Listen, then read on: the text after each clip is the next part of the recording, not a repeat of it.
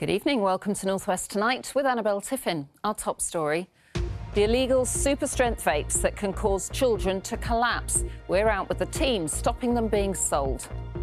Some of them are more than 10 times stronger than the legal limit. Also tonight, it was so good to hear his voice again. Alex Batty's grandmother says she can't wait to be reunited with him after 6 years. From college to the catwalk, Chanel scouts a student after spotting her outside a Manchester McDonald's. And it's been a lovely end to the day. We've had this beautiful sunset across the region. What's the weather looking like for the weekend? Well, join me at the end of the programme.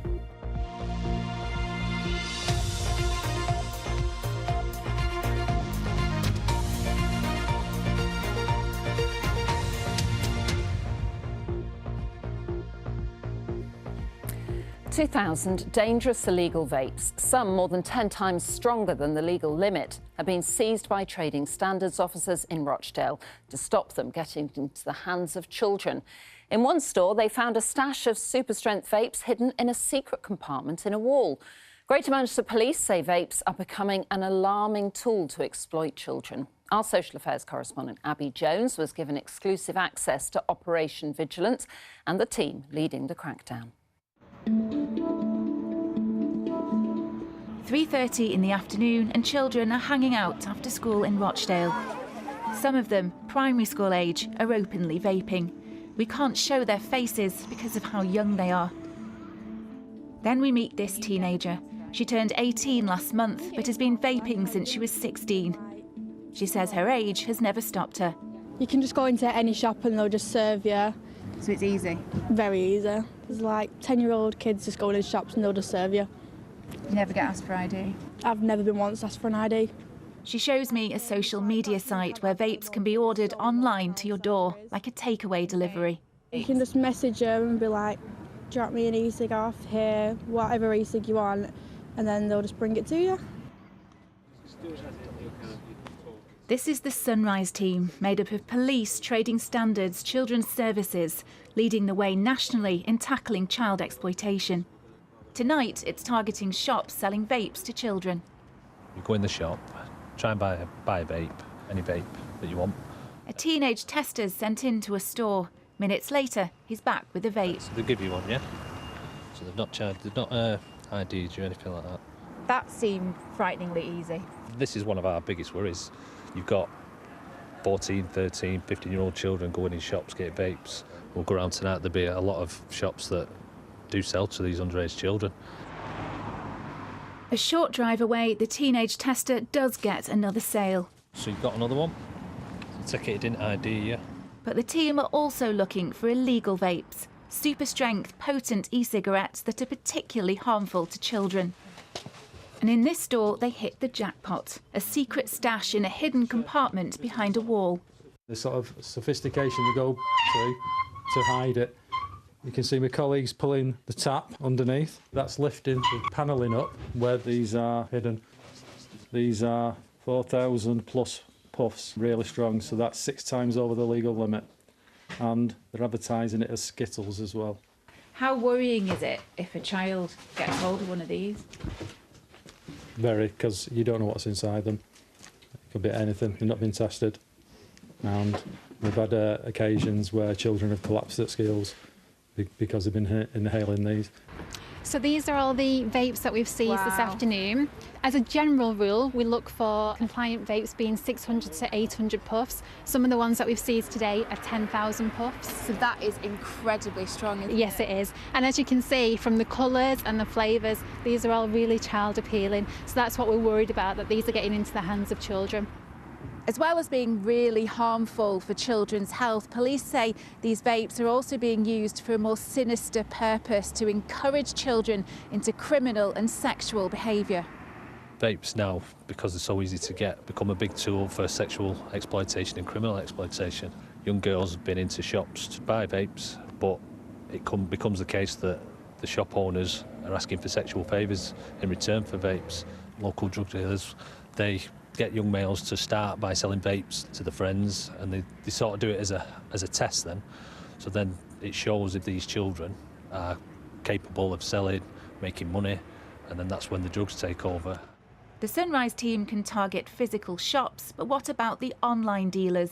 It is quite challenging. It is one of the challenging areas of our operations, but we can trace offenders from their social media, which could bring us to addresses, names, telephone numbers, anything.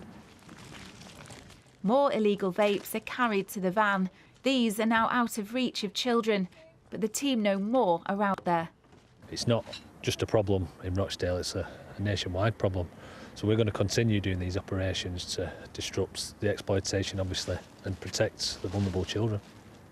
Well, that was Abby's exclusive report. She's with us now. And in that one afternoon, that huge haul that we saw in the back of the van, it really shows the scale of the problem, doesn't it? It does. The sheer volume of those super strength vapes, as you say, just in a few hours that the team sees when I was with them, it really was astounding, really. And it's because even regular vapes, never mind the legal ones, are so readily accessible to children that there is this link with grooming.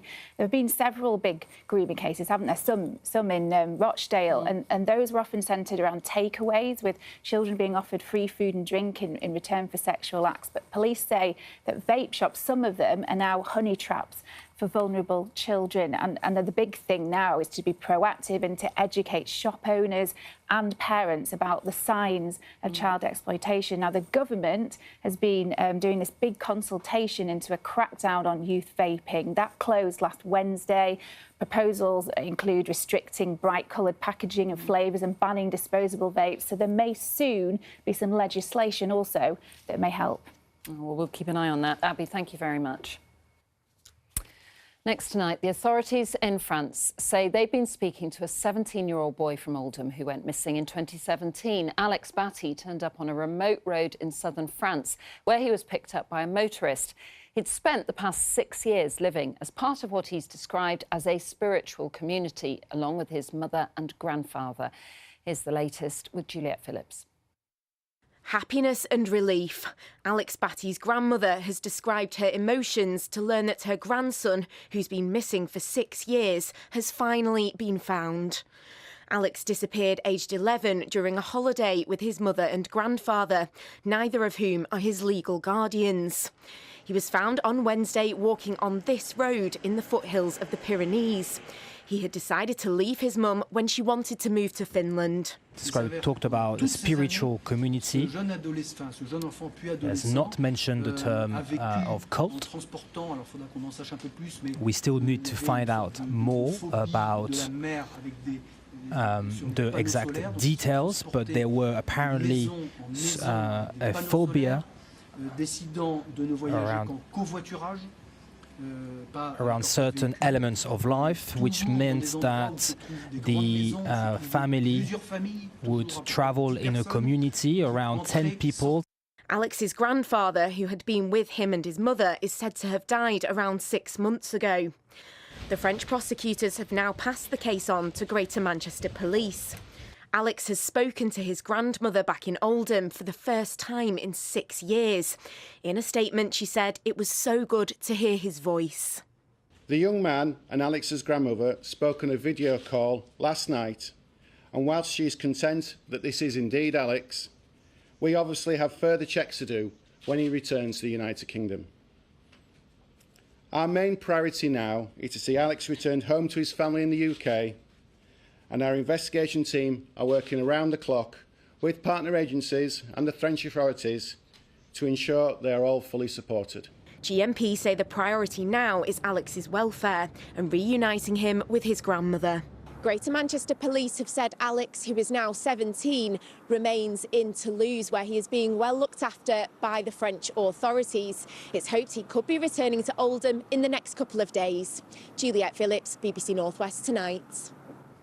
The MP for Blackpool South, Scott Benton, says he plans to appeal his 35-day suspension from the Commons. The former Conservative MP, who's now standing as an independent, was found to have broken parliamentary rules after being caught in an undercover sting, offering to lobby ministers on behalf of gambling investors. If MPs back the punishment, it could lead to a by-election. But Mr Benton said the Commons inquiry into him was anything but fair and transparent. His appeal will be heard in the new year. Now, alongside Prince Harry, as you may have seen in the 6 o'clock news, the Coronation Street actor Michael Lavelle has won a claim of illegal phone hacking against Mirror Group newspapers. A High Court judge ruled his case was proved to a limited extent and awarded him £31,000 in damages. Coronation Street actress Nikki Sanderson's case was dismissed because it was made too late. A Liverpool man who killed a pedestrian just seconds after texting his girlfriend while driving has been jailed. Air hostess Cinzia Ceravolo died from her injuries after the crash near Liverpool John Lennon Airport. Kieran Cooney was also over the legal limit for cocaine. He admitted causing death by dangerous driving and jailed for 3 years. The convicted Liverpool drugs baron, Curtis Warren, appeared in court this afternoon, accused of breaking a serious crime prevention order. Warren was once one of Europe's most wanted criminals and appeared on the Sunday Times Rich List. Our Merseyside reporter Andy Gill was at the hearing at Liverpool Magistrates Court. Curtis Warren left court this afternoon wearing a black tracksuit and a black cap. During the short hearing, he spoke only to confirm his full name as Curtis Francis Warren and to confirm his date of birth. He faces 11 allegations that he broke a serious crime prevention order imposed on him when he was released from jail last year. He'd served 14 years for a drugs conspiracy in Jersey and for failing to pay nearly £200 million under the Proceeds of Crime Act. Among the allegations he faces are that he failed to tell the authorities that he'd applied for a passport, that he failed to tell them about the true nature of a business he'd set up, that he failed to declare income, and that he failed to say that he had access to multiple vehicles. Mr. Warren did not enter a plea today. The district judge referred the matter to Liverpool Crown Court on January the 12th next year, and Mr. Warren will be expected to enter pleas at that stage. Andy Gill, BBC North West Tonight at Liverpool Magistrates Court. Now, it's nearly 2 weeks since a huge fire started in Lancashire, and it's still not out. Diggers have been brought in to remove 13,000 tonnes of rubbish piled up inside a building in the city, which is costing local taxpayers £500,000. Well, now there's criticism of government regulators who are accused of not stepping in with the firm that ran the site, a firm described in Parliament this week as a rogue company. Here's Phil McCann. An old power station full of rubbish which went on fire. That was 12 days ago, and it's still on fire. You might not be able to see the flames because they're buried under the rubbish. I'd say they're probably anywhere between sort of 10 to 12 metres high when we first arrived. There's still a huge pile of waste there. It's smouldering fires deep-seated within that pile across large areas of it.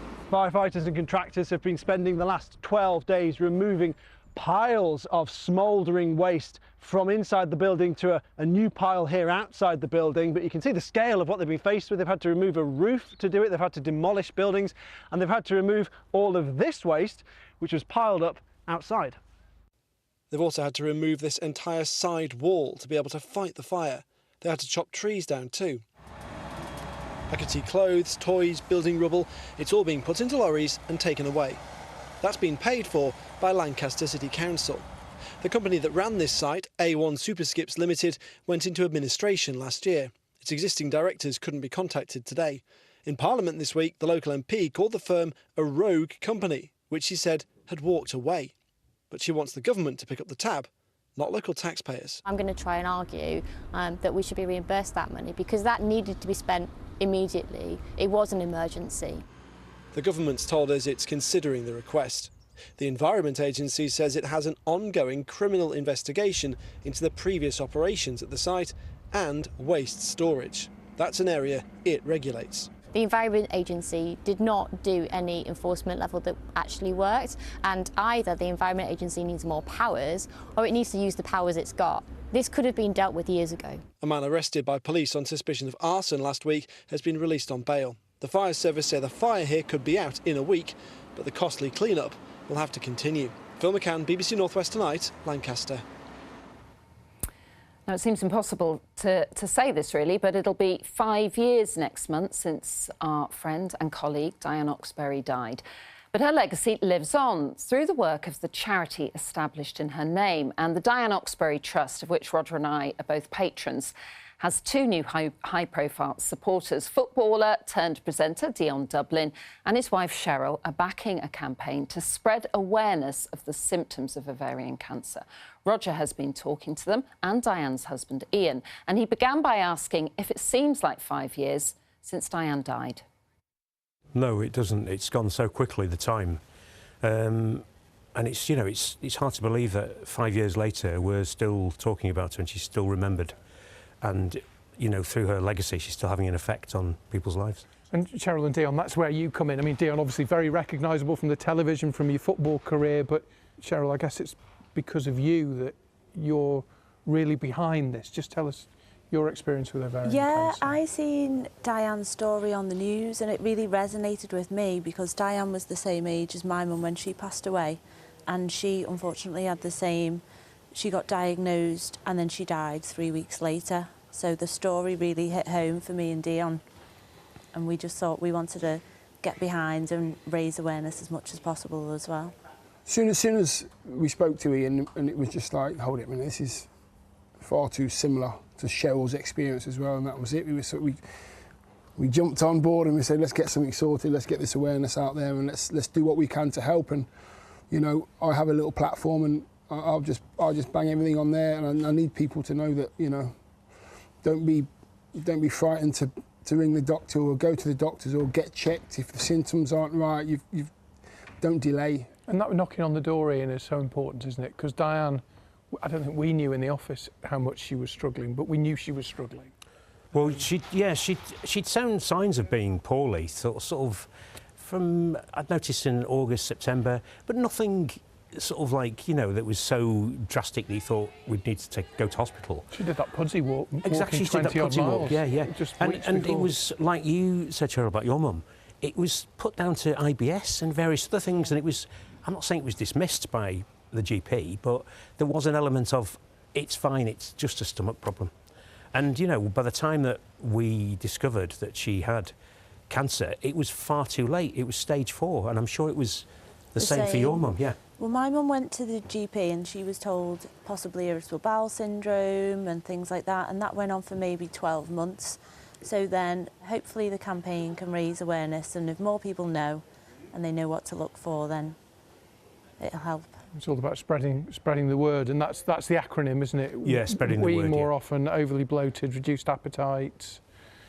Dull ache. Dull ache or pain. Well done, Cheryl. Well, I know them as well, because me and my sister, we're approaching 40 now, and we think, I wonder how young my mum was when she got... Yeah, when she might have started with it. Because she died at 51. Yeah. So, yeah, you've got to keep on top of it and try and get anything sinister ruled out early. Shows the strength of social media, Dion, doesn't it? I mean, I'm sure you experience it with your job as a TV presenter, as a football pundit, as a footballer.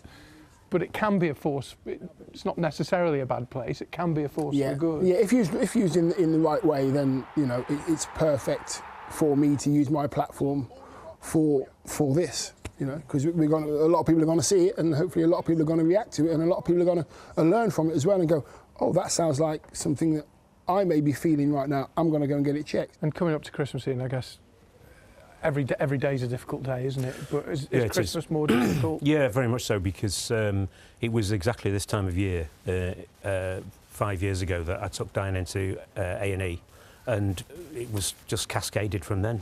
Talking to my children, they both say they don't like Christmas because it reminds them too much of when Mum was around, so it's really hard. But, you know, with our new campaign, obviously we've got a new push for 3 minutes. Basically, you can spend 3 minutes of the day just maybe looking at the symptoms and then retweeting stuff that you might have seen from our charity.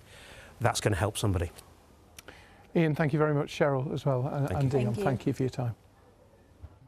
The foundation has and continues to raise so important awareness about those symptoms of ovarian cancer. We still miss her every day, don't we, Rich? We really do. Yeah, well, we really do. Yeah. It is tough. But we're going to move on to sport.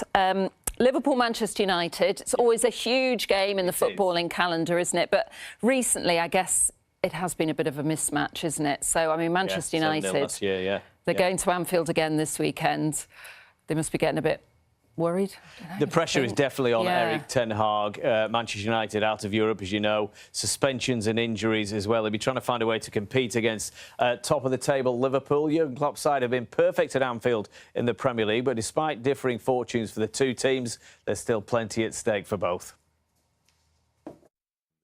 Rival of Liverpool FC, and that at home at Anfield, and that itself must make it a special game, and that's what I want to see from us, a special game. Everyone is highly motivated when you go to Anfield. It's a great place to go, and you know it's going to be tough, and I think that is everything what every top footballer wants. He wants to have that challenge.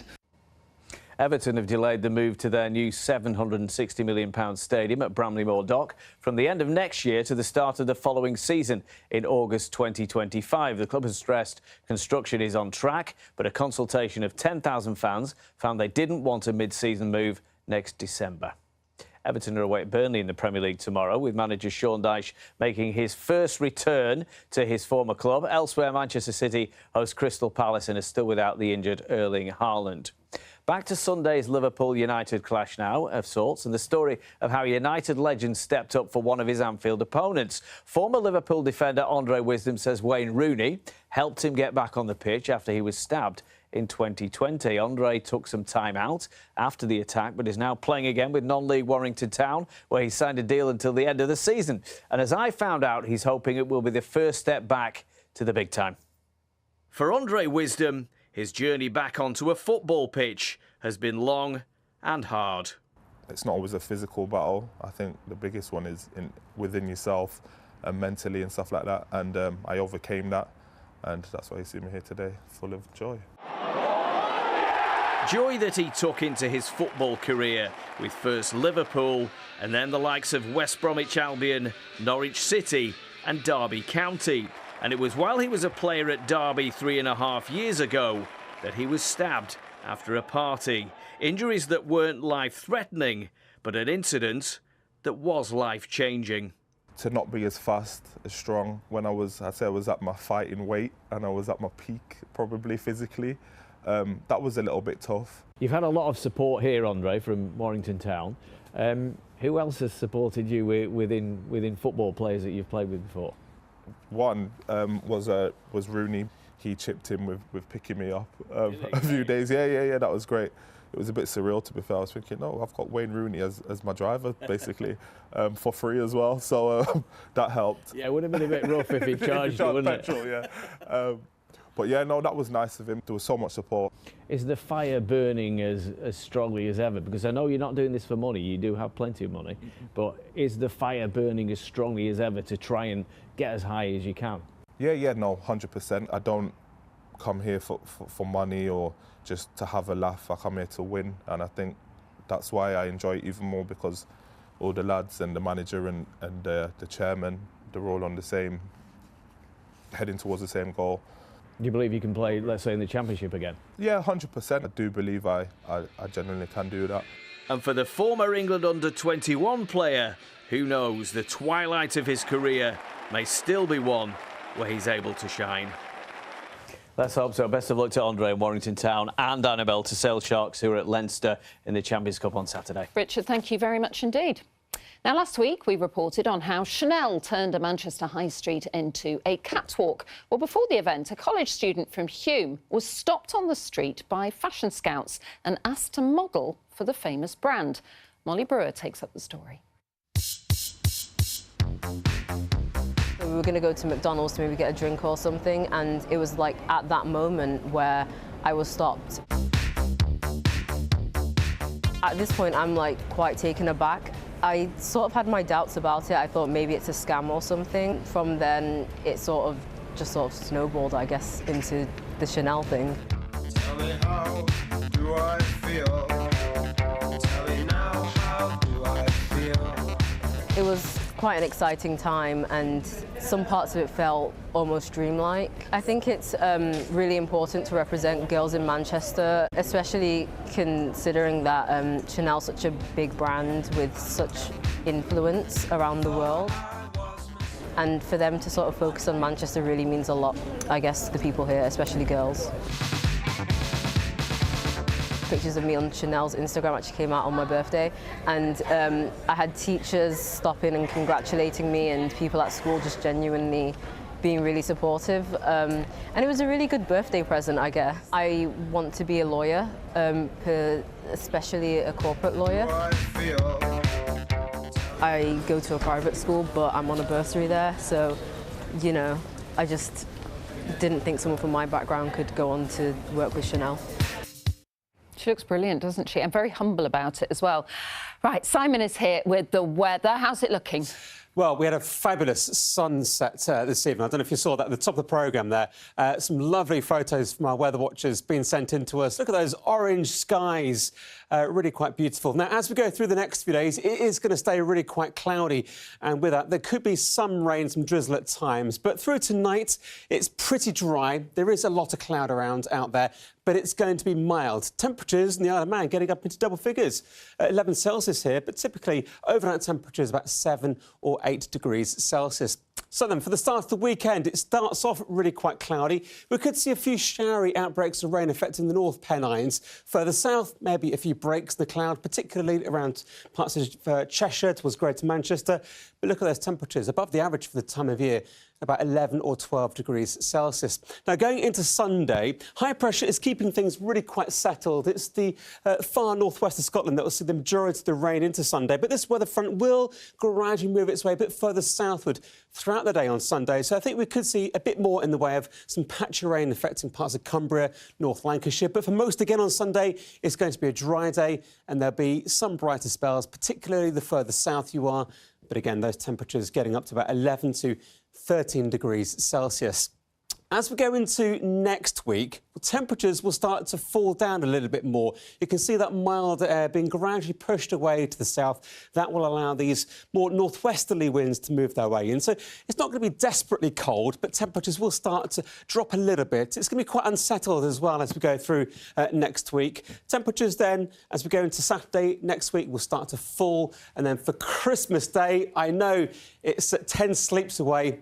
Well, at the moment, it looks like milder air is going to move its way back in. So that means not a white Christmas. Not a white Christmas. Oh, you got me all excited earlier. You said, ask me if it's going to be a white Christmas, and I thought you were going to go, yes. It's the question everybody asks me right now. They do. Never mind. Oh, well. That's it. Have a lovely weekend. Bye-bye.